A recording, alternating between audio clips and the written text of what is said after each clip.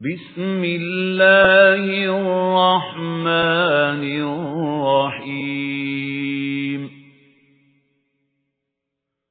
طاسيم ميم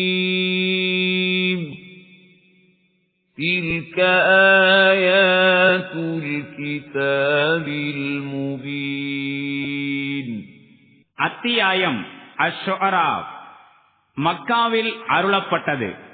வசனங்கள் 227. அளவிலா கருணையும் இணையிலா கிருபையும் உடைய அல்லாஹுவின் திருப்பெயரால்.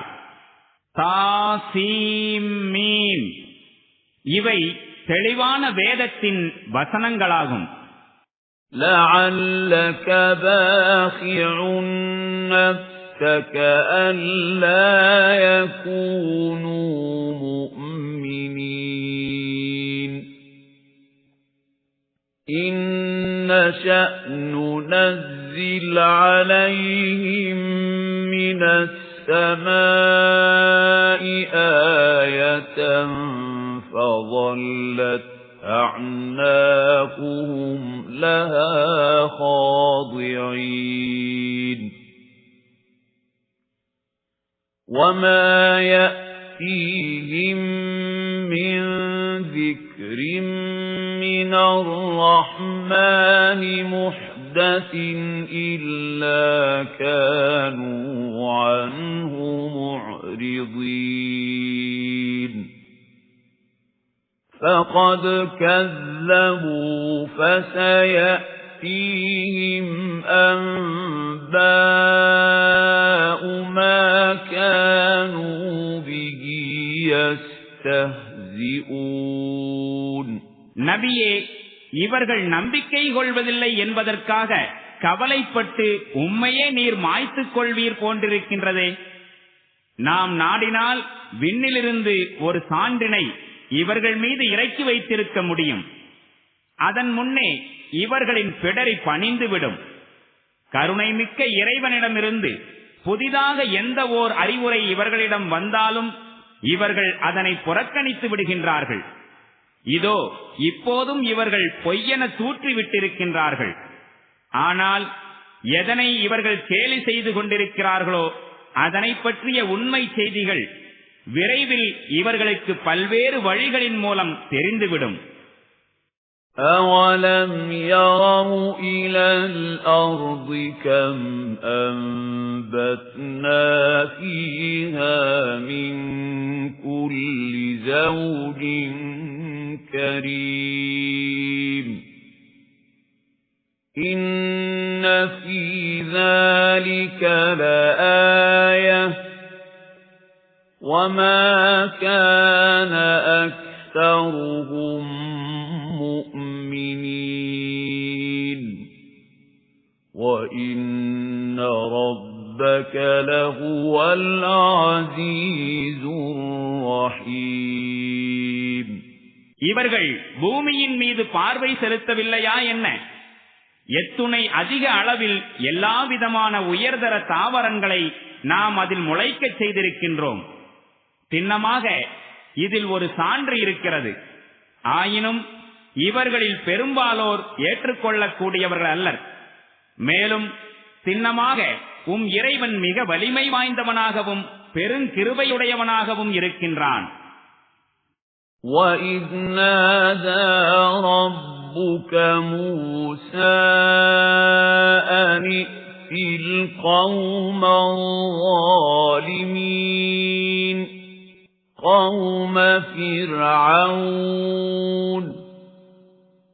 أَلَا يَتَّقُونَ قَالَ رَبِّ إِنِّي أَخَافُ أَن يُكَذِّبُونِ وَيَضِيقُ صَدْرِي وَلَا يَنطَلِقُ لِسَانِي فَأَرْسِلْ إِلَى هَارُونَ وَلَهُمْ عَلَيَّ ذَنبٌ فأخاف أن يقتلون قال كلا فاذهبا بآياتنا إنا معكم مستمعون فأتيا فرعون فقولا إنا رسول رب العالمين أن أرسل معنا بني إسرائيل அந்த நிகழ்ச்சியை இவர்களுக்கு நேர் கூறும். உம்முடைய இறைவன் மூசாவை அழைத்து கூறினான், அக்கிரமம் புரிந்த சமூகத்தாரிடம், ஃபிரௌனுடைய சமூகத்தாரிடம் நீர் செல்லும். அவர்கள் அஞ்சுவதில்லையா? அதற்கு அவர் பணிந்து கூறினார், என் இறைவனே, என்னை அவர்கள் பொய்யன் என்று தூற்றிவிடுவார்களோ என்று நான் அஞ்சுகின்றேன். என் நெஞ்சம் இடுங்கி விடுகின்றது. என் நாவுக்கு சரளமாக பேச வருவதில்லை. எனவே நீ ஹாரூனுக்கு தூதுத்துவத்தை வழங்குவாயாக. மேலும் என்னை பற்றி அவர்களிடம் ஒரு குற்றச்சாட்டும் இருக்கின்றது. எனவே அவர்கள் என்னை கொன்று விடுவார்கள் என்று நான் அஞ்சுகின்றேன். இறைவன் கூறினான், அப்படியல்ல, நீங்கள் இருவரும் என்னுடைய சான்றுகளை எடுத்துக்கொண்டு செல்லுங்கள். நாம் உங்களுடன் அனைத்தையும் செவியுற்றுக் கொண்டிருப்போம். இருவரும் ஃபிரௌனிடம் செல்லுங்கள். மேலும் அவனிடம் கூறுங்கள், அகிலங்களின் இறைவன் எங்களை அனுப்பியிருக்கின்றான். இஸ்ராயேலின் வழித்தோன்றல்களை நீ எங்களுடன் அனுப்பிவிட வேண்டும் என்பதற்காக. قال ألم نربك فينا وليدا ولبثت فينا من عمرك سنين وفعلت فعلتك التي فعلت وأنت من الكافرين. அதற்கு ஃபிரௌன் கூறினான், நீ குழந்தையாய் இருந்தபோது உன்னை நாம் எம்மிடத்திலே வைத்து வளர்க்கவில்லையா? மேலும் உன் வாழ்நாளில் பல ஆண்டுகள் நீ எம்மிடம் கழித்திருக்கின்றாய். அதன் பின்னர் நீ செய்துவிட்ட அந்த செயலையும் செய்துள்ளாய். நீ பெரிதும் நன்றி கெட்ட மனிதன்தான். قال فعلتها إذا وأنا من الضالين ففررت منكم لما خفتكم فوهب لي ربي حكما وجعلني من المرسلين. وتلك نعمة تمنها علي أن عبدت بني إسرائيل. மூசா பதில் கூறினார், அப்போது நான் அறியாமையினால் அக்காரியத்தை செய்துவிட்டேன். பின்னர் நான் உங்களுக்கு அஞ்சி உங்களிடமிருந்து ஓடிவிட்டேன். பின் என் இறைவன் எனக்கு நுண்ணறிவு திறனை வழங்கினான். என்னை தூதர்களில் ஒருவனாகவும் ஆக்கினான். எனக்கு செய்ததாக நீ சொல்லிக் காட்டும் அந்த உபகாரத்தின் உண்மை நிலை யாதெனில், நீ இஸ்ராயேல் வழித்தோன்றல்களை அடிமைப்படுத்தி வைத்திருந்ததேயாகும். قال فرعون وما رب العالمين قال رب السماوات والأرض وما بينهما إن كنتم موقنين. ஃபிரௌன் கேட்டான், மேலும் இந்த அகிலங்களின் இறைவன் என்பது என்ன? அதற்கு மூசா பதிலளித்தார், அவன் வானங்கள், பூமி மற்றும் அவற்றுக்கு இடையிலுள்ள அனைத்து பொருள்களுக்கும் அதிபதியாவான். நீங்கள் உறுதியான நம்பிக்கை கொள்பவர்களாயிருந்தால். قال لمن حوله ألا تستمعون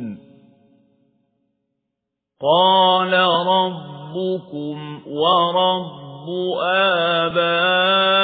آبائكم الأولين قال إن رسولكم الذي أرسل إليكم لمجنون. ஃபிரௌன் தன்னை சுற்றி இருந்தவர்களிடம் கூறினான், கேட்கிறீர்கள் அல்லவா? இதற்கு மூசா கூறினார், அவன் உங்களுடைய இறைவனும் முன்னோர்களான உங்கள் மூதாதையருடைய இறைவனுமாவான். அதற்கு ஃபிரௌன் அவையோரை நோக்கி கூறினான், உங்களிடம் அனுப்பப்பட்ட இந்த தூதர் சரியான பைத்தியக்காரனாய் தெரிகின்றார். قال رب المشرق والمغرب وما بينهما إن كنتم تعقلون قال لئن اتخذت إلها غيري لأجعلنك من المسجونين قال أولو جئتك بشيء مبين قال فأت به إن كنت من الصادقين. அதற்கு மூசா கூறினார், கிழக்கு, மேற்கு மற்றும் அவற்றிற்கிடையேயுள்ள அனைத்திற்கும் அவன் அதிபதியாவான். நீங்கள் சற்றேனும் அறிவுடையோராக இருந்தால். அதற்கு ஃபிரௌன் கூறினான், நீர் என்னை தவிர வேறு எவரையேனும் வணக்கத்திற்குரியவராய் ஏற்றுக்கொண்டால் சிறையில் வாடி வதங்கி கிடப்பவர்களுடன் உம்மையும் நான் சேர்த்து விடுவேன். மூசா கேட்டார், தெளிவான ஒரு சான்றை நான் உன்னிடம் கொண்டு வந்தாலுமா? அதற்கு ஃபிரௌன் கூறினான், அதனை கொண்டு வாரும், நீர் உண்மையாளராயின். فألقى عصاه فإذا هي ثعبان مبين ونزع يده فإذا هي بيضاء للناظرين. அவன் இவ்வாறு கூறியதும் மூசா தன் கைத்தடியை போட்டார். உடனே அது சந்தேகமின்றி ஒரு பாம்பாயிற்று. பிறகு அவர் தம் கரத்தை அக்குளிலிருந்து வெளியே எடுத்தார். உடனே அது பார்ப்போர் அனைவரின் முன்னிலையிலும் பிரகாசித்துக் கொண்டிருந்தது. قال للملأ حوله إن هذا لساحر عليم يريد أن يخرجكم من أرضكم بسحره فماذا تأمرون قالوا أرجه وأخاه وابعث في المدائن حاشرين يأتوك بكل سحار عليم فجمع السحرة لميقات يوم معلوم وقيل للناس هل أنتم مجتمعون لعلنا نتبع السحرة إن كانوا هم الغالبين. ஃபிரௌன் தன்னை சுற்றிலும் இருந்த தலைவர்களிடம் கூறினான், இவர் உண்மையில் ஒரு கைதேர்ந்த சூனியக்காரர். தன்னுடைய சூனியத்தின் வலிமையால் உங்களை உங்கள் நாட்டிலிருந்து வெளியேற்ற விரும்புகின்றார். இப்போது கூறுங்கள், நீங்கள் என்ன கட்டளையிடப் போகின்றீர்கள்? அதற்கு அவர்கள் கூறினார்கள், இவரையும் இவருடைய சகோதரரையும் தடுத்து வையுங்கள். பறை அறைவோரை நகரங்களுக்கு அனுப்புங்கள். திறமை வாய்ந்த சூனியக்காரர்கள் அனைவரையும் தங்களிடம் அவர்கள் அழைத்துக் கொண்டு வரட்டும். அவ்வாறு ஒரு நாள் குறிப்பிட்ட நேரத்தில் சூனியக்காரர்கள் ஒன்று திரட்டப்பட்டனர். மக்களிடம் கோரப்பட்டது, நீங்கள் கூட்டத்திற்கு வருவீர்களா? நாம் சூனியக்காரர்களின் மார்க்கத்திலேயே இருந்து விடலாம். அவர்கள் வெற்றியாளர்களாய் திகழ்ந்தால். فَلَمَّا جَاءَ السَّحَرَةُ قَالُوا لِفِرْعَوْنَ أَإِنَّ لَنَا لَأَجْرًا إِن كُنَّا نَحْنُ الْغَالِبِينَ. قَالَ نَعَمْ وَإِنَّكُمْ إِذًا لَّمِنَ الْمُقَرَّبِينَ. சூனியக்காரர்கள் களத்திற்கு வந்தபோது ஃபிரௌனிடம் கேட்டார்கள், நாங்கள் வெற்றியடைந்து விட்டால் திண்ணமாக எங்களுக்கு வெகுமதி கிடைக்கும் அல்லவா? அதற்கு அவன், ஆம், மேலும் நீங்கள் அப்போது எனக்கு நெருக்கமானவர்களாயும் இருப்பீர்கள் என்றான். قَالَ لَهُم مُوسَى أَلْقُوا مَا أَنتُم مُّلْقُونَ فَأَلْقَوْا حِبَالَهُمْ وَعِصِيَّهُمْ وَقَالُوا بِعِزَّةِ فِرْعَوْنَ إِنَّا لَنَحْنُ الْغَالِبُونَ.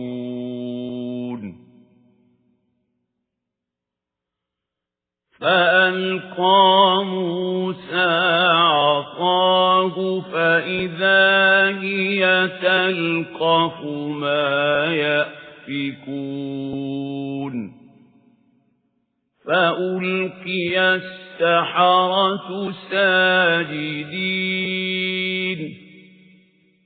قَالُوا آمَنَّا بِرَبِّ الْعَالَمِينَ رَبِّ مُوسَى وَهَارُونَ. மூசா அவர்களிடம் கூறினார், நீங்கள் எரிய இருப்பதை எரியுங்கள். உடனே அவர்கள் தங்கள் கயிறுகளையும் கைத்தடிகளையும் எரிந்தனர். மேலும் கூறினர், ஃபிரௌனின் மகிமை கொண்டு நாங்களே வெற்றியாளர்களாய் திகழ்வோம். பிறகு மூசா தமது கைத்தடியை எறிந்தார். உடனே அது அவர்களின் பொய் வித்தைகளை விழுங்கிக் கொண்டே சென்றது. இதனை கண்ட சூனியக்காரர்கள் அனைவரும் தம்மையும் அறியாமல் சஜிதாவில் வீழ்ந்து விட்டார்கள். பிறகு அவர்கள் உரக்க கூறினார்கள், ஏற்றுக்கொண்டு விட்டோம் அகிலங்களின் அதிபதியை, மூசா மற்றும் ஹாரூனுடைய அதிபதியை. قَالَ آمَنْتُمْ لَهُ قَبْلَ أَنْ آذَنَ لَكُمْ إِنَّهُ لَكَبِيرُكُمُ الَّذِي عَلَّمَكُمُ السِّحْرَ فَلَسَوْفَ تَعْلَمُونَ لَأُقَطِّعَنَّ أَيْدِيَكُمْ وَأَرْجُلَكُمْ مِنْ خِلَافٍ وَلَأُصَلِّبَنَّكُمْ أَجْمَعِينَ قَالُوا لَا ضَيْرَ إِنَّا إِلَى رَبِّنَا مُنْقَلِبُونَ. نطمع أن يغفر لنا ربنا خطايانا أن كنا أول المؤمنين. ஃபிரௌன் கூறினான், மூசா கூறியதை ஏற்றுக்கொண்டு விட்டீர்களே, நான் அனுமதி அளிப்பதற்கு முன்பே. சின்னமாக உங்களுக்கு சூனியத்தை கற்றுத்தந்த உங்களின் பெரிய குருவாக இருக்கின்றார் இவர். சரி, இப்பொழுது உங்களுக்கு தெரிந்துவிடும். நிச்சயமாக நான் உங்கள் மாறுகை மாறுகால்களை துண்டித்து விடுவேன், உங்கள் அனைவரையும் சிலுவையில் அறைந்து விடுவேன். அதற்கு அவர்கள் பதிலளித்தார்கள், பரவாயில்லை, நாங்கள் எங்கள் இறைவனின் திருமுன் சென்று விடுவோம். எங்கள் இறைவன் எங்களுடைய பாவங்களை மன்னித்து விடுவான் என்று நாங்கள் எதிர்பார்க்கின்றோம். ஏனெனில் அனைவருக்கும் முன்னதாக நாங்கள் நம்பிக்கை கொண்டவர்களாகிவிட்டோமே. وَأَوْحَيْنَا إِلَى مُوسَى أَنْ أَسْرِ بِعِبَادِي إِنَّكُمْ مُتَّبَعُونَ فَأَرْسَلَ فِرْعَوْنُ فِي الْمَدَائِنِ حَاشِرِينَ إِنَّ هَؤُلَاءِ لَشِرْذِمَةٌ قَلِيلُونَ وَإِنَّهُمْ لَنَا لَغَائِظُونَ وَإِنَّا لَجَمِيعٌ حَاذِرُونَ فَأَخْرَجْنَاهُمْ مِنْ جَنَّاتٍ وَعُيُونٍ وَكُنُوزٍ وَمَقَامٍ كَرِيمٍ كَذَلِكَ وَأَوْرَثْنَاهَا بَنِي إِسْرَائِيلَ. மேலும் நாம் மூசாவுக்கு வஹி அறிவித்தோம், என் அடியார்களை அழைத்துக் கொண்டு இரவோடு இரவாக புறப்படுவீராக, நீங்கள் பின்தொடரப்படுவீர்கள். இதன்படி ஃபிரௌன் படைகளை திரட்டுவதற்காக நகரங்களுக்கு ஊழியர்களை அனுப்பினான். மேலும் சொல்லி அனுப்பினான், இவர்கள் மிகச்சிறிய ஒரு கூட்டத்தினர்தாம். மேலும் இவர்கள் நம்மை மிகுந்த கோபமடைய செய்து விட்டார்கள். நாம் எப்பொழுதும் விழிப்பாக இருக்கக்கூடிய கூட்டத்தினர் அல்லவா? இவ்வாறு நாம் அவர்களை அவர்களுடைய தோப்புகள், நீரூற்றுகள், செல்வக் களஞ்சியங்கள் மற்றும் சிறந்த இருப்பிடங்கள் ஆகியவற்றிலிருந்து வெளியேறச் செய்தோம். அவர்களுக்கு நேர்ந்தது இதுதான். மற்றொரு புறம் நாம் இஸ்ராயேலின் வழித்தோன்றல்களை இவை அனைத்திற்கும் வாரிசுகளாக்கிவிட்டோம். فَأَتْبَعُوهُمْ مُشْرِقِينَ فَلَمَّا تَرَاءَى الْجَمْعَانِ قَالَ أَصْحَابُ مُوسَى إِنَّا لَمُدْرَكُونَ قَالَ كَلَّا إِنَّ مَعِيَ رَبِّي سَيَهْدِينِ فَأَوْحَيْنَا إِلَى مُوسَى أَنِ اضْرِبْ بِعَصَاكَ الْبَحْرَ فَانفَلَقَ فَكَانَ كُلُّ فِرْقٍ كَالطَّوْدِ الْعَظِيمِ وَأَزْلَفْنَا ثَمَّ الْآخَرِينَ وَأَنْجَيْنَا مُوسَى وَمَنْ مَعَهُ أَجْمَعِينَ ثُمَّ أَغْرَقْنَا الْآخَرِينَ. பொழுது விடிந்ததும் இவர்கள் அம்மக்களை பின்தொடர்ந்து சென்றார்கள். இரு கூட்டத்தாரும் ஒருவரை ஒருவர் கண்டுகொண்ட போது மூசாவின் தோழர்கள் சின்னமாக நாம் பிடிபட்டு விடுவோம் என்று கூக்குரலிட்டனர். அதற்கு மூசா கூறினார், ஒருபோதும் இல்லை, என்னோடு என் இறைவன் இருக்கின்றான், அவன் சின்னமாக எனக்கு வழிகாட்டுவான். மூசாவுக்கு நாம் வகியின் மூலம் கட்டளையிட்டோம், உமது கைத்தடியினால் கடலை அடியும். உடனே கடல் பிளந்து விட்டது. மேலும் அதன் ஒவ்வொரு பகுதியும் மாபெரும் மலை போன்றாகிவிட்டது. அதே இடத்திற்கு இரண்டாவது கூட்டத்தாரையும் நாம் நெருங்கி வரச் செய்தோம். மூசாவையும் அவருடன் இருந்த அனைவரையும் நாம் காப்பாற்றிக் கொண்டோம். பிறகு மற்றவர்களை மூழ்கடித்து விட்டோம்.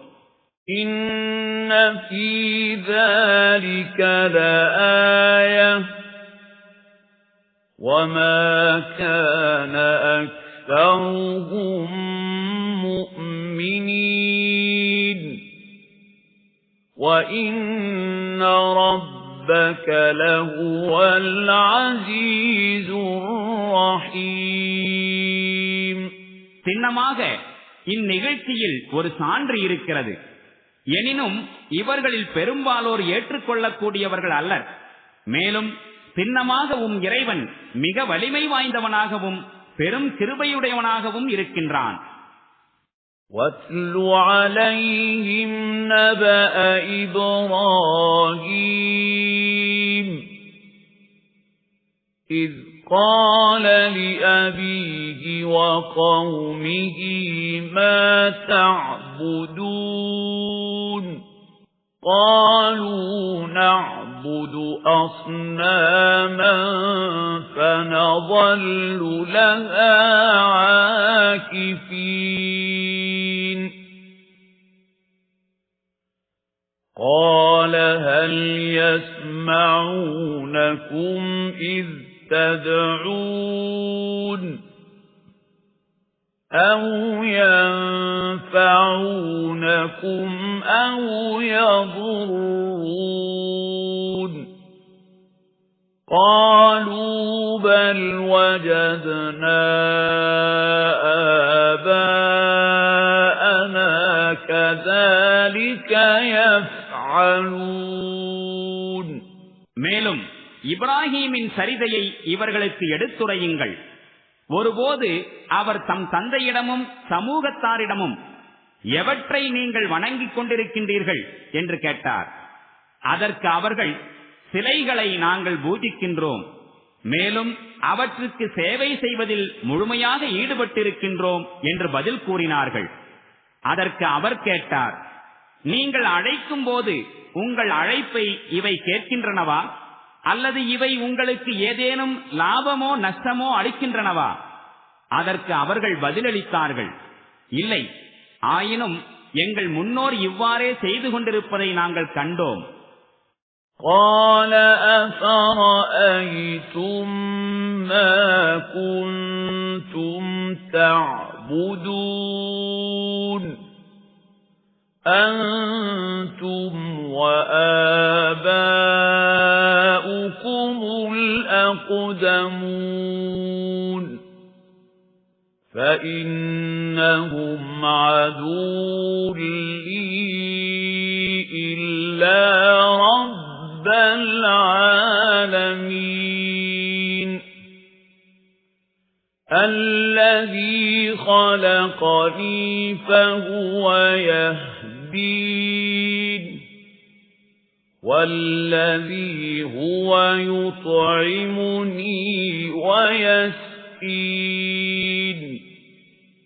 وَإِذَا مَرِضْتُ فَهُوَ يَشْفِينِ وَالَّذِي يُمِيتُنِي ثُمَّ يُحْيِينِ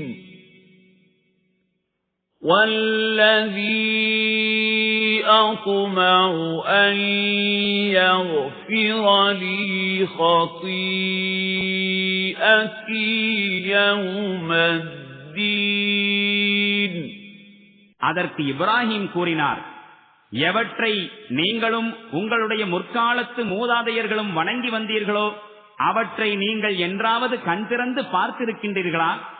என்னை பொறுத்தவரை சின்னமாக இவை அனைத்தும் விரோதிகளாகும். ஆனால் அகிலங்களின் அதிபதியை தவிர.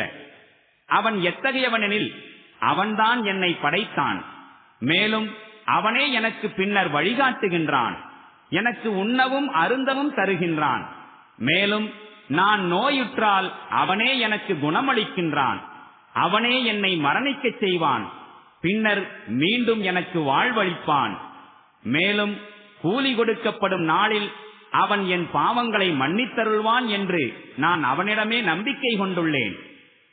ரப்பி ஹப்லி ஹுக்மன் வஅல்ஹிக்னி பிஸ்ஸாலிஹீன் واجعل لي لسان صدق في الآخرين واجعلني من ورثة جنة النعيم واغفر لأبي إنه كان من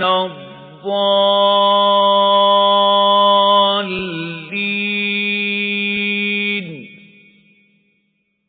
ولا تخزني يوم يبعثون يوم لا ينفع مال ولا بنون إلا من أتى الله بقلب سليم. இதன் பின்னர் இப்ராஹிம் இறைஞ்சினார், என் இறைவனே, எனக்கு நீ நுண்ணறிவு திறனை வழங்குவாயாக, மேலும் என்னை உத்தமர்களோடு சேர்த்து வைப்பாயாக, மேலும் பிற்கால மக்களிடையே எனக்கு உண்மையான புகழை வழங்குவாயாக, மேலும் அருட்கொடைகள் நிரம்பிய சுவனத்தின் வாரிசுகளுள் என்னையும் ஒருவனாக ஆக்குவாயாக, மேலும் என் தந்தையை மன்னிப்பாயாக, சின்னமாக அவர் வழிகட்டு போனவர்களில் ஒருவராயிருக்கின்றார், மேலும் மனிதர்கள் அனைவரும் உயிர் கொடுக்கப்பட்டு எழுப்பப்படும் நாளில் என்னை இழிவுபடுத்தி விடாதே. அந்நாளில் செல்வமும் பிள்ளைகளும் எவ்வித பயனும் அளித்திட மாட்டா. ஆனால் எந்த மனிதர் தூய்மையான உள்ளத்தோடு அல்லாஹ்வின் சமூகத்திற்கு வருகை தருகின்றாரோ அவரை தவிர. وَأُزْلِفَتِ الْجَنَّةُ لِلْمُتَّقِينَ وَبُرِّزَتِ الْجَحِيمُ لِلْغَاوِينَ وَقِيلَ لَهُمْ أَيْنَ مَا كُنتُمْ تَعْبُدُونَ مِن دُونِ اللَّهِ هَلْ يَنصُرُونَكُمْ أَوْ يَنتَصِرُونَ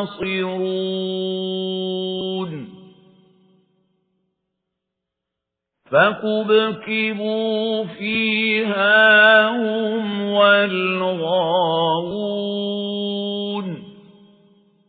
وَجُنُودُ إِبْلِيسَ أَجْمَعُونَ. அந்நாளில் சுவனம் இரையச்சமுடையவர்களின் அருகில் கொண்டு வரப்படும். வழிகட்டு போனவர்களின் முன்னிலையில் நரகம் திறந்து வைக்கப்படும். மேலும் அவர்களிடம் வினவப்படும், நீங்கள் அல்லாஹ்வை விடுத்து எந்த தெய்வங்களை வணங்கி வந்தீர்களோ அந்த தெய்வங்கள் எங்கே? அவை உங்களுக்கு ஏதேனும் உதவி செய்து கொண்டிருக்கின்றனவா? அல்லது அவற்றால் தம்மையேனும் காப்பாற்றிக் கொள்ள முடிகிறதா? பின்னர் அந்த தெய்வங்களும் வழிகட்டு போனவர்களும் இப்லீஸின் சேனைகளும் அனைவரும் நரகில் தலைகீழாக எறியப்படுவார்கள். قالوا وهم فيها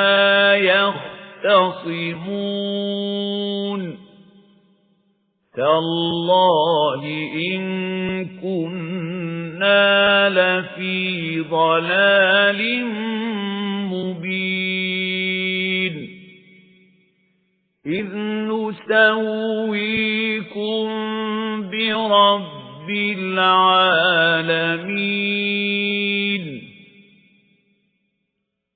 وما أضلنا إلا المجرمون فما لنا من شافعين ولا صديق حميم فلو أن لنا كرة فنكون من المؤمنين அங்கு இவர்கள் அனைவரும் தமக்கிடையே சண்டையிட்டுக் கொள்வார்கள். வழி தவறியவர்கள் தங்கள் தெய்வங்களிடம் கூறுவார்கள், இறைவன் மீது ஆணையாக அகிலங்களின் அதிபதியுடன் உங்களுக்கு சரிசமமான தகுதியை நாங்கள் வழங்கிக் கொண்டிருந்த போது நாங்கள் வெளிப்படையான வழிகேட்டில் இருந்தோம். குற்றவாளிகள் தாம் எங்களை இந்த வழிகேட்டில் தள்ளிவிட்டார்கள். இப்போது எங்களுக்கு பரிந்துரை செய்பவர்கள் யாரும் இல்லை, உற்ற நண்பர் எவரும் இலர். அந்தோ மீண்டும் ஒருமுறை எங்களுக்கு திரும்பிச் செல்ல வாய்ப்பு கிடைத்தால் நாங்கள் நம்பிக்கையாளர்களாய் திகழ்வோமே. إن في ذلك لآية وما كان أكثرهم مؤمنين وإن ربك لهو العزيز الرحيم. சின்னமாக இதில் பெரியதொரு சான்று இருக்கின்றது. ஆயினும் இவர்களில் பெரும்பாலோர் ஏற்றுக்கொள்ளக்கூடியவர்கள் அல்லர். மேலும் சின்னமாக இறைவன் மிக வலிமை வாய்ந்தவனாகவும் பெரும் கிருபையுடையவனாகவும் இருக்கின்றான். كذبت قوم نوح المرسلين إذ قال لهم أخوهم نوح ألا تتقون إني لكم رسول أمين فاتقوا الله وأطيعون وما أسألكم عليه من أجر إن أجري إلا على رب العالمين فاتقوا الله وأطيعون. நூஹுடைய சமூகத்தார் இறை தூதர்களை பொய்யர் என தூற்றினார்கள். அவர்களிடம் அவர்களின் சகோதரர் நூஹு இவ்வாறு கூறியதை நினைவு கூறுங்கள். நீங்கள் அஞ்சுவதில்லையா? நான் உங்களின் நம்பிக்கைக்குரிய தூதராவேன்.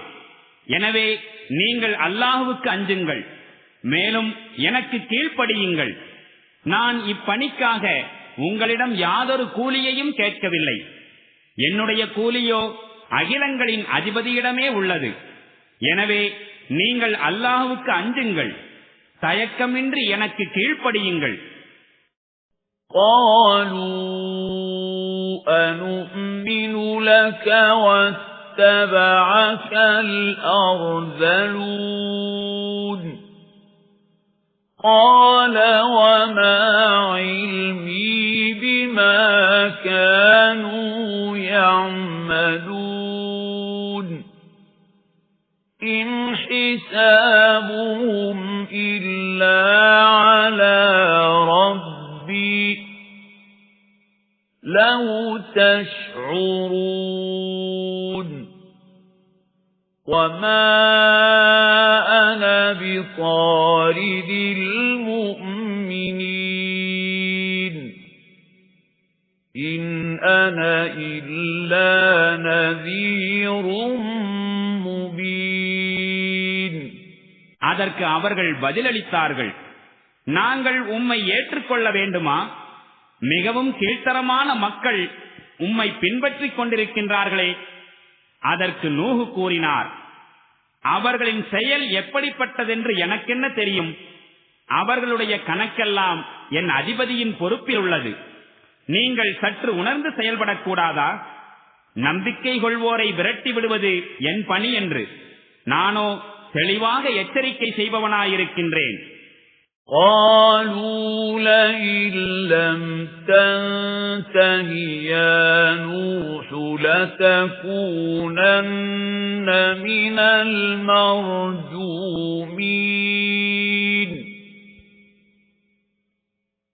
قال رب إن قومي كذبون فافتح بيني وبينهم فتحا ونجني ومن معي من المؤمنين. فأنجيناه ومن معه في الفلك المشحون ثم أغرقنا بعد الباقين. அதற்கு அவர்கள், நூஹே, நீர் இதனை தவிர்த்துக் கொள்ளாவிடில் கல்லடிபட்டு விரட்டப்படுவோரில் நீரும் ஒருவராகி விடுவீர் என்று கூறினார்கள். நூஹு இறைஞ்சினார், என் இறைவனே, என் சமூகத்தார் என்னை பொய்யனென்று தூற்றிவிட்டனர். இனி எனக்கும் அவர்களுக்கும் இடையில் திட்டவட்டமான ஒரு தீர்ப்பை வழங்குவாயாக. மேலும் என்னையும் என்னுடன் இருக்கும் இறை நம்பிக்கையாளர்களையும் நீ காப்பாற்றுவாயாக. இறுதியில் நிரம்பிய ஒரு கப்பலில் அவரையும் அவருடன் இருந்தவர்களையும் நாம் காப்பாற்றிக் கொண்டோம். பின்னர் எஞ்சியிருந்த மனிதர்களை மூழ்கடித்து விட்டோம். إِنَّ فِي ذَلِكَ لَآيَةً وَمَا كَانَ أَكْثَرُهُم مُؤْمِنِينَ وَإِنَّ رَبَّكَ لَهُوَ الْعَزِيزُ الرَّحِيمُ. சின்னமாக இதில் ஒரு சான்று உள்ளது. ஆயினும் இவர்களில் பெரும்பாலோர் ஏற்றுக்கொள்ளக்கூடியவர்கள் அல்லர். மேலும் சின்னமாக இறைவன் மிக வலிமை வாய்ந்தவனாகவும் பெரும் கிருபையுடையவனாகவும் இருக்கின்றான். كذبت عاد المرسلين إذ قال لهم أخوهم هود ألا تتقون إني لكم رسول أمين فاتقوا الله وأطيعون وما أسألكم عليه من أجر إن أجري إلا على رب العالمين أتبنون بكل ريع آية تعبثون وتتخذون مصانع لعلكم تخلدون وإذا بطشتم جبارين فاتقوا الله وأطيعون واتقوا الذي أمدكم أَمَدَّكُم بِمَا تَعْلَمُونَ أَمَدَّكُم بِأَنْعَامٍ وَبَنِينَ وَجَنَّاتٍ وَعُيُونٍ إِنِّي أَخَافُ عَلَيْكُمْ عَذَابَ يَوْمٍ عَظِيمٍ. ஆது சமூகத்தினர் இறை தூதர்களை பொய்யர் எனத் தூற்றினார்கள். அவர்களுடைய சகோதரர் ஹூத் அவர்களிடம் கூறியதை நினைவு கூறுங்கள். நீங்கள் அஞ்சுவதில்லையா? நான் உங்களுடைய நம்பிக்கைக்குரிய தூதராவேன். எனவே நீங்கள் அல்லாஹ்வுக்கு அஞ்சுங்கள், மேலும் எனக்கு கீழ்ப்படியுங்கள். நான் இப்பணிக்காக உங்களிடம் எந்த கூலியையும் கேட்கவில்லை. எனக்குரிய கூலியோ அகிலங்களின் அதிபதியிடமே உள்ளது. என்ன இது? உயரமான இடங்களிலெல்லாம் வீணாக நினைவு கட்டடங்களை நீங்கள் எழுப்புகின்றீர்கள், பெரும் பெரும் மாளிகைகளை நிர்மாணிக்கின்றீர்கள், நீங்கள் என்றென்றும் வாழப்போவதைப் போல. மேலும் நீங்கள் எவரையேனும் பிடித்தால் கொடூரமாக பிடிக்கிறீர்கள். எனவே நீங்கள் அல்லாஹ்வுக்கு அஞ்சுங்கள், மேலும் எனக்கு கீழ்ப்படியுங்கள். நீங்கள் அறிந்திருப்பவற்றையெல்லாம் எவன் உங்களுக்கு வழங்கினானோ, எவன் உங்களுக்கு கால்நடைகளையும் பிள்ளைகளையும் தோட்டங்களையும் நீரூற்றுக்களையும் அருளினானோ அவனுக்கு அஞ்சுங்கள். நான் உங்கள் விஷயத்தில் ஒரு மாபெரும் நாளின் வேதனையை அஞ்சுகின்றேன். قَالُوا سَوَاءٌ عَلَيْنَا أَوَعَظْتَ أَمْ لَمْ تَكُن مِّنَ الْوَاعِظِينَ إِنْ هَذَا إِلَّا خُلُقُ الْأَوَّلِينَ وَمَا نَحْنُ بِمُعَذَّبِينَ فَكَذَّبُوهُ فَأَهْلَكْنَاهُمْ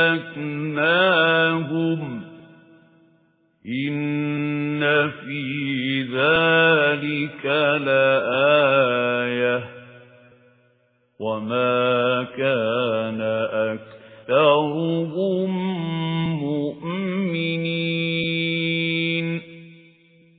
وَإِنَّ رَبَّكَ لَهُوَ الْعَزِيزُ الرَّحِيمُ. இதற்கு அவர்கள் பதிலளித்தார்கள், நீர் நல்லுரை கூறினாலும் கூறாவிட்டாலும் எல்லாம் எங்களுக்கு ஒன்றுதான். இந்த விஷயங்கள் எல்லாம் தொன்று தொட்டே கூறப்பட்டு வருபவைதாம். மேலும் நாங்கள் தண்டிக்கப்படக்கூடியவர்கள் அல்லர். இறுதியில் அவர்கள் அவரை பொய்யர் என கூறிவிட்டார்கள். நாம் அவர்களை அழித்து விட்டோம். சின்னமாக இதில் ஒரு சான்று இருக்கின்றது. ஆயினும் இவர்களில் பெரும்பாலோர் ஏற்றுக்கொள்ளக்கூடியவர்கள் அல்லர்.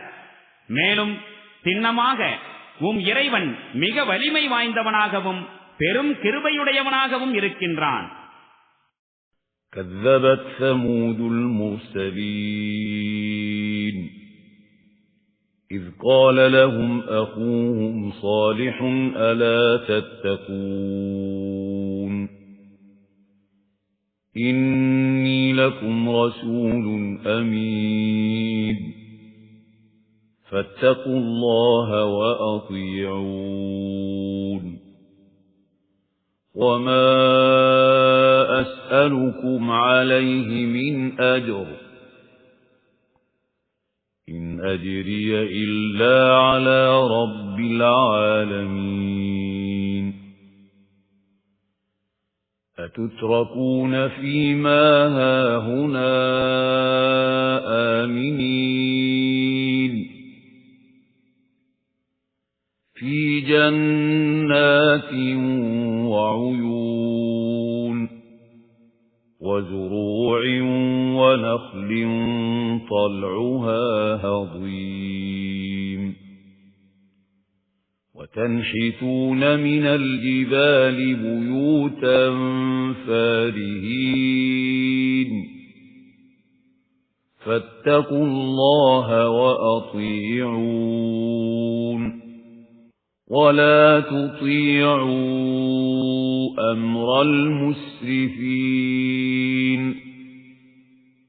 الذين يفسدون في الأرض ولا يصلحون. சமூது சமுதாயத்தார் இறை தூதர்களை பொய்யர் என தூற்றினர். அவர்களிடம் அவர்களின் சகோதரர் சாலிஹ் இவ்வாறு கூறியதை நினைவு கூறுங்கள். நீங்கள் அஞ்சுவதில்லையா? நான் உங்களின் நம்பிக்கைக்குரிய ஒரு தூதராவேன். எனவே நீங்கள் அல்லாஹ்வுக்கு அஞ்சுங்கள், மேலும் எனக்கு கீழ்ப்படியுங்கள். இப்பணிக்காக நான் உங்களிடம் எந்த கூலியையும் கேட்கவில்லை. என்னுடைய கூலியோ அகிலங்களின் அதிபதியிடமே உள்ளது. நீங்கள் இங்குள்ள அனைத்து பொருள்களுக்கு மத்தியில் நிம்மதியாக வாழ்வதற்கு விட்டு வைக்கப்படுவீர்களா என்ன?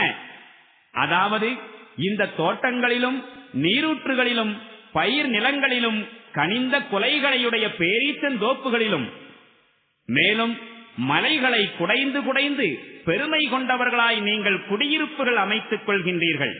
அல்லாஹ்வுக்கு அஞ்சுங்கள், மேலும் எனக்கு கீழ்ப்படியுங்கள். மேலும் வரம்பு மீறி வாழ்பவர்களுக்கு கீழ்ப்படியாதீர்கள். அவர்களோ பூமியில் அராஜகம் விளைவிக்கின்றார்கள், இன்னும் எவ்வித சீர்திருத்தமும் செய்வதில்லை.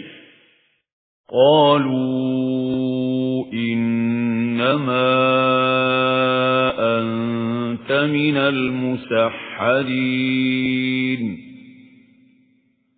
ما أنت إلا بشر مثلنا فأت بآية إن كنت من الصادقين. قال هذه ناقة لها شرب ولكم شرب يوم معلوم ولا تمسوها بسوء فيأخذكم عذاب يوم عظيم.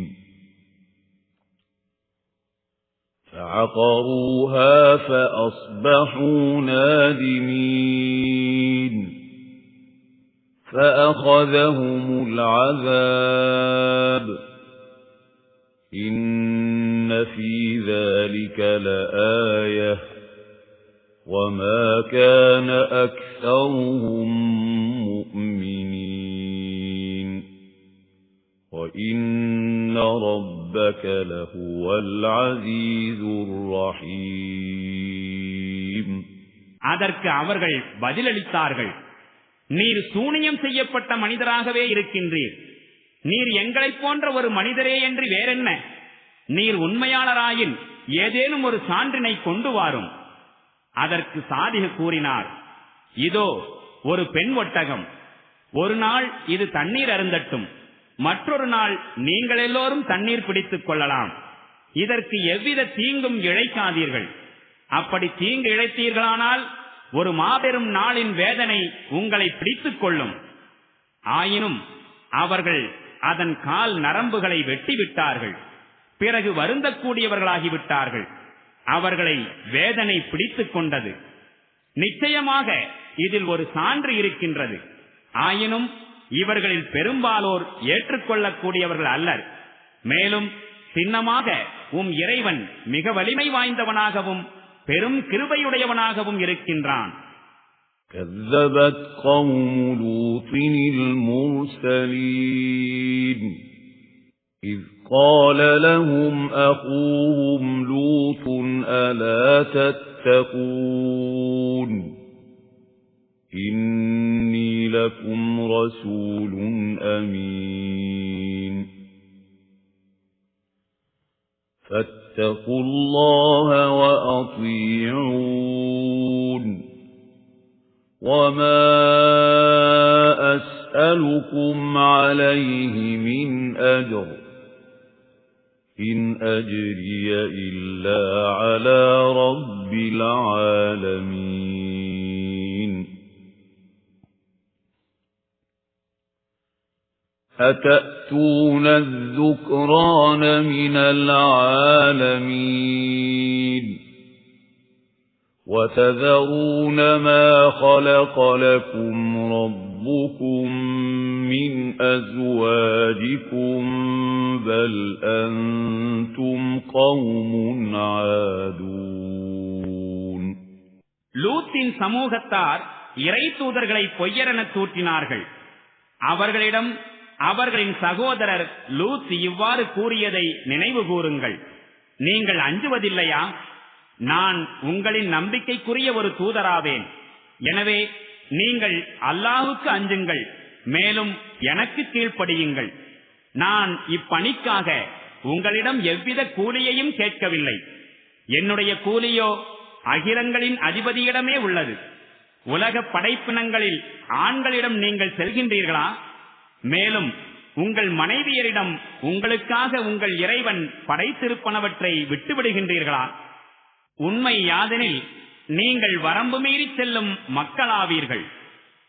قالوا لئن لم تنته يا لوط لتكونن من المخرجين قال إني لعملكم من القالين رب نجني وأهلي مما يعملون فنجيناه وأهله أجمعين إلا عجوزا في الغابرين ثم دمرنا الآخرين وأمطرنا عليهم مطرا فساء مطر المنذرين. அதற்கு அவர்கள் கூறினார்கள், லூத்தே, நீர் இவ்வாறு கூறுவதை தவிர்த்துக் கொள்ளாவிடில் எங்கள் ஊரிலிருந்து வெளியேற்றப்படுகிறவர்களில் நீரும் சேர்க்கப்படுவீர். அவர் கூறினார், உங்கள் தீய செயல்களைக் கண்டு வெறுப்பவர்களில் நானும் ஒருவன். என் இறைவனே, என்னையும் என்னுடைய குடும்பத்தாரையும் இவர்களின் தீவினைகளிலிருந்து காப்பாற்றுவாயாக. இறுதியில் நாம் அவரையும் அவருடைய குடும்பத்தினர் அனைவரையும் காப்பாற்றிக் கொண்டோம், பின்னால் தங்கிவிட்டவர்களோடு இருந்த ஒரு கிழவியை தவிர. பிறகு மற்றவர்களை அழித்து விட்டோம். இன்னும் அவர்கள் மீது பொழிய வைத்தோம் ஒரு மழையை. அது மிக மோசமான மழையாக இருந்தது. அதுவோ எச்சரிக்கப்பட்டவர்கள் மீது இறங்கியது. إن في ذلك لآية وما كان أكثرهم مؤمنين وإن ربك لهو العزيز الرحيم. சின்னமாக இதில் ஒரு சான்று இருக்கின்றது. ஆயினும் இவர்களில் பெரும்பாலோர் ஏற்றுக்கொள்ளக்கூடியவர்கள் அல்லர். மேலும் சின்னமாக உம் இறைவன் மிக வலிமை வாய்ந்தவனாகவும் பெரும் கிருபையுடையவனாகவும் இருக்கின்றான். كذب أصحاب الأيكة المرسلين إذ قال لهم شعيب ألا تتقون إني لكم رسول أمين فاتقوا الله وأطيعون وما أسألكم عليه من أجر إن أجري إلا على رب العالمين أوفوا الكيل ولا تكونوا من المخسرين وزنوا بالقسطاس المستقيم ولا تبخسوا الناس أشياءهم ولا تعثوا في الأرض مفسدين واتقوا الذي خلقكم والجبلة الأولين. ஐக்காவாசிகள் இறை தூதர்களை பொய்யர் என தூற்றினர். அவர்களிடம் ஷுஐப் கூறியதை நினைவு கூறுங்கள். நீங்கள் அஞ்சுவதில்லையா? நான் உங்களின் நம்பிக்கைக்குரிய ஒரு தூதராவேன். எனவே நீங்கள் அல்லாஹ்வுக்கு அஞ்சுங்கள், மேலும் எனக்கு கீழ்ப்படியுங்கள். நான் இப்பணிக்காக உங்களிடம் யாதொரு கூலியையும் கோரவில்லை. எனது கூலியோ அனைத்துலகங்களின் அதிபதியிடமே உள்ளது. நிறைவாக அளந்து கொடுங்கள், யாருக்கும் நஷ்டத்தை ஏற்படுத்தாதீர்கள். மேலும் சரியான தராசு கொண்டு எடை போடுங்கள். மக்களுக்கு அவர்களுடைய பொருள்களை குறைத்துக் கொடுக்காதீர்கள். பூமியில் அராஜகம் விளைவித்துக் கொண்டு திரியாதீர்கள். மேலும் எவன் உங்களையும் உங்களுக்கு முந்தைய சமுதாயத்தாரையும் படைத்தானோ அவனுக்கு அஞ்சுங்கள். قالوا إنما أنت من المسحرين وما أنت إلا بشر مثلنا وإن نظنك لمن الكاذبين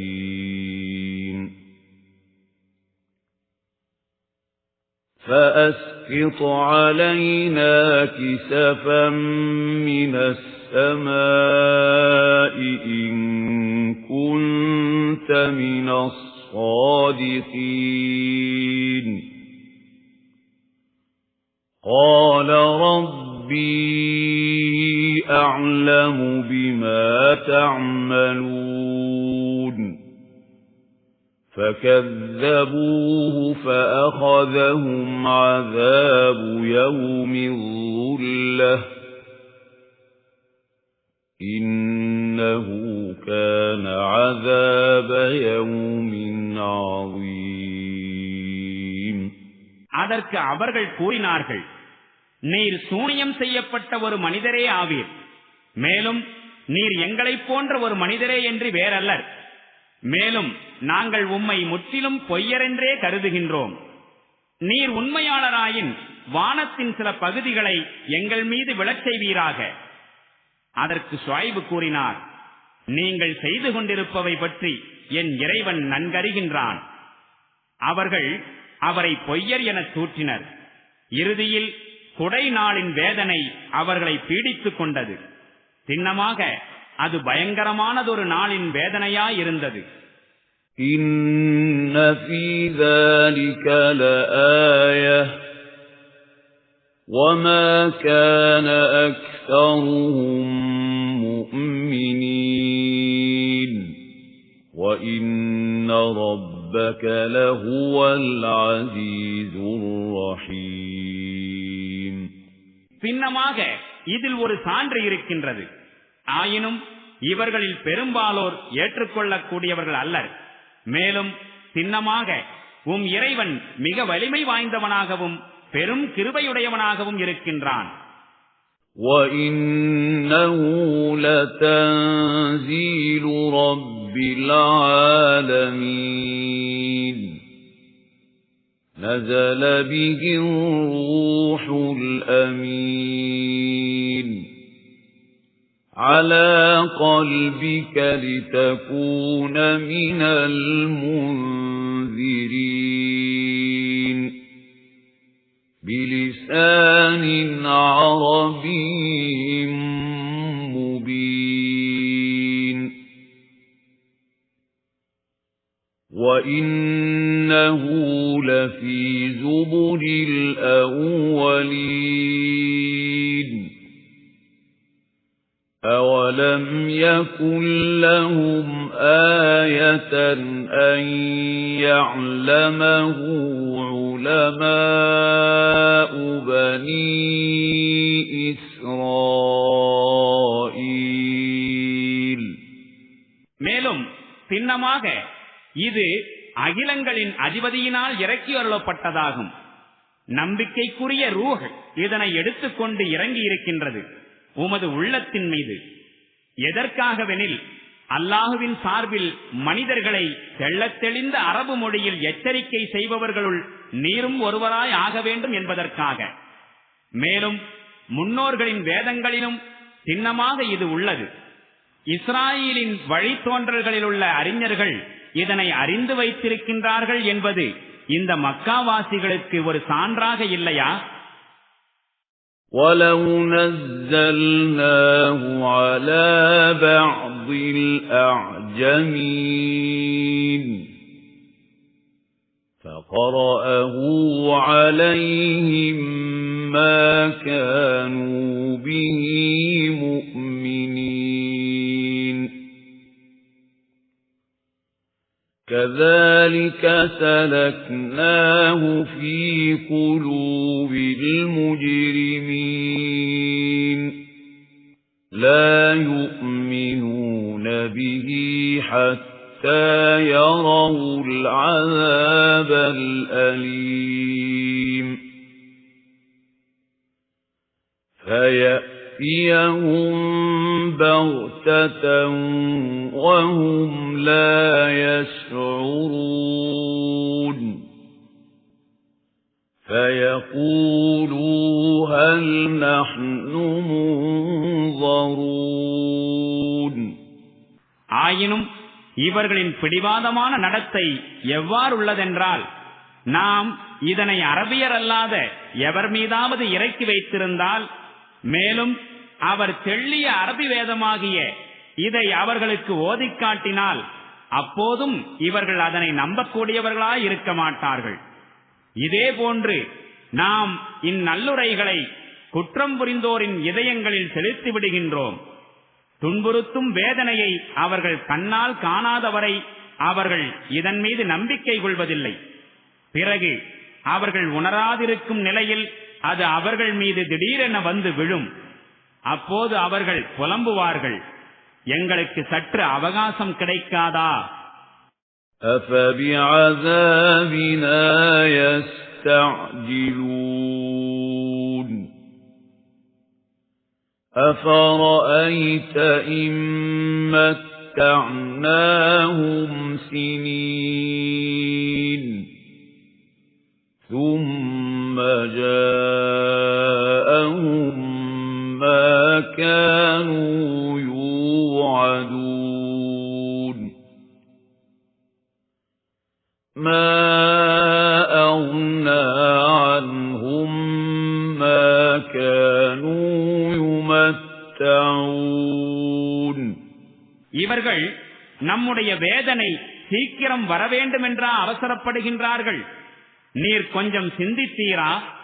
பல்லாண்டுகள் வரை சுகமாய் வாழ்ந்திட இவர்களுக்கு நாம் அவகாசம் அளித்து விட்டிருந்தாலும் பின்னர் எதனை கொண்டு இவர்கள் அச்சுறுத்தப்படுகின்றார்களோ அது இவர்களிடம் வந்துவிடுமானால், அப்போது இவர்களுக்கு வழங்கப்பட்டிருக்கின்ற அந்த வாழ்க்கை சாதனங்கள் இவர்களுக்கு என்ன பயனை தரப்போகின்றன? وَمَا أَهْلَكْنَا مِنْ قَرْيَةٍ إِلَّا لَهَا مُنذِرُونَ ذِكْرَى وَمَا كُنَّا ظَالِمِينَ. பாருங்கள், நாம் எந்த ஊரையும் அழித்ததில்லை. எச்சரிக்கை செய்பவர்கள் அவர்களிடம் வந்து நல்லுரை வழங்கும் பொறுப்பை நிறைவேற்றாத வரையில். மேலும் நாம் கொடுமை புரிபவராயும் இருந்ததில்லை. وَمَا تَنَزَّلَتْ بِهِ الشَّيَاطِينُ وَمَا يَنبَغِي لَهُمْ وَمَا يَسْتَطِيعُونَ إِنَّهُمْ عَنِ السَّمْعِ لَمَعْزُولُونَ. தெளிவான இந்த வேதத்தை ஷைத்தான்கள் எடுத்துக்கொண்டு இறங்கவில்லை. அது அவர்களுக்குரிய பணியும் அல்ல. அவ்வாறு செய்வதற்கும் அவர்களால் இயலாது. சின்னமாக அவர்கள் இதனை செவியுறுவதிலிருந்தும் கூட விலக்கி தூரமாக வைக்கப்பட்டுள்ளார்கள். فلا تدع مع الله إلها آخر فتكون من المعذبين وأنذر عشيرتك الأقربين واخفض جناحك لمن اتبعك من المؤمنين فإن عصوك فقل إني بريء مما تعملون وتوكل على العزيز الرحيم الذي يراك حين تقوم وتقلبك في الساجدين إنه هو السميع العليم. ஆகவே நபியே, அல்லாஹுவுடன் வேறு எந்த கடவுளையும் அழைக்காதீர்கள். அவ்வாறாயின் தண்டனை பெறுவோரில் நீரும் ஒருவராகி விடுவீர்.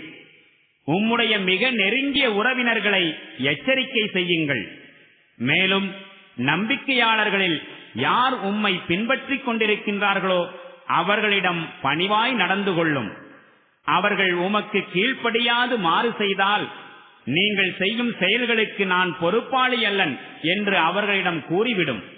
மேலும் வல்லமை மிக்கவனும் பெரும் கிருபையாளனுமாகிய இறைவனையே முழுமையாக சார்ந்திரும். அவன் எத்தகையவனெனில் நீர் எழும்போது உம்மை பார்க்கிறான்.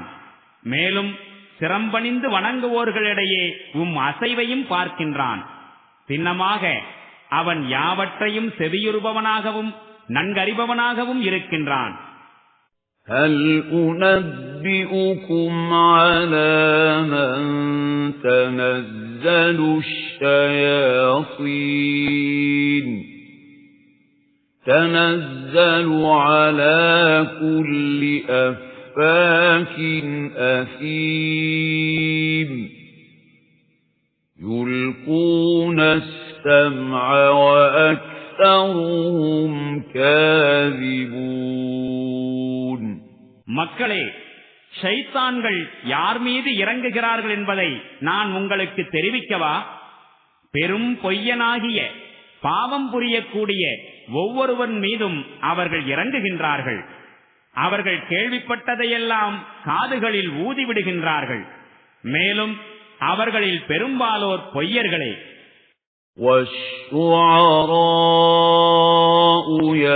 يتبعهم الغاوون ألم تر أنهم في كل واد يهيمون وأنهم يقولون ما لا يفعلون إلا الذين آمنوا وعملوا الصالحات وذكروا الله كثيرا وانتصروا من بعد ما ظلموا وسيعلم الذين ظلموا أي منقلب ينقلبون.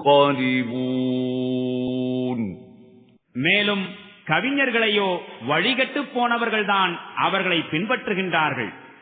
அவர்கள் ஒவ்வொரு பள்ளத்தாக்கிலும் அலைந்து திரிவதையும் தாங்கள் செய்யாதவற்றை கூறுவதையும் நீர் பார்க்கவில்லையா? ஆனால் எவர்கள் நம்பிக்கை கொண்டு நற்செயல் புரிந்தார்களோ மேலும் அல்லாஹுவை அதிகம் நினைத்தார்களோ, மேலும் தங்களுக்கு கொடுமை இழைக்கப்பட்ட போது அதற்காக மட்டும் பழி வாங்கினார்களோ அவர்களை தவிர. மேலும் கொடுமை புரிகின்றவர்கள் அவர்கள் எந்த கதியை அடையப் போகின்றார்கள் என்பதை அதிவிரைவில் அறிந்து கொள்வார்கள்.